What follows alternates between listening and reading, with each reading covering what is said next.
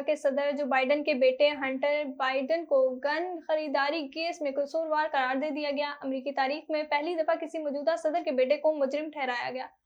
امریکی صدر Joe Biden نے فیصلے پر رد عمل دیتے ہوئے کہا کہ میں ہنٹر جو بائیڈن کے خلاف فیصلے کو تسلیم کرتا ہوں اور ہم عدلیہ کا احترام کرتے ہیں، آئندہ مقدمے کے نتائج کو بھی مانیں گے۔ کیس میں ممکنہ طور پر 25 سال قید کی سزا ہو سکتی ہے۔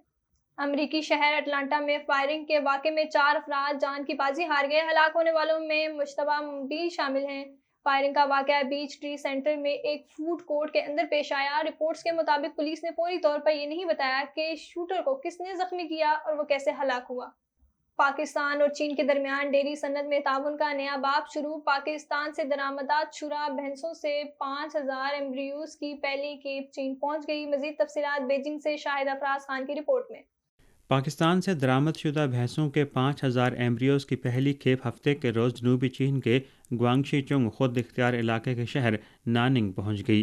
ناننگ میں کسٹمز نے اسی دن کلیئرنس کے طریقہ کار کو مکمل کیا اور ڈیری فارمنگ کے معیار کو بہتر بنانے کے لیے ایمبریو کو افزائش نسل اور پیداوار کے لیے متعلقہ اداروں کو منتقل کیا گیا۔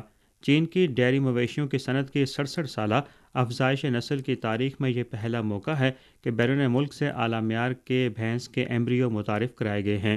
پاکستان سے بھینسوں کے ایمبریو کی درآمد پر حفاظت اور سلامتی کی ضروریات کو پورا کرنے کے لیے چین اور پاکستان دونوں نے ضروری پروٹوکول قائم کرنے کے لیے مل کر کام کیا ہے۔ Foot and mouth disease free zones کی تعمیر سے متعلق یادداشت اور پاکستان سے بھینس ایمبریو کی درآمد کے لیے قرنطینہ اور صحت کے حالات سے متعلق معاہدے پر دستخط جینیاتی وسائل کے اس اہم تبادلے کو آسان بنانے کے لیے دونوں ممالک کے عزم کو ظاہر کرتے ہیں۔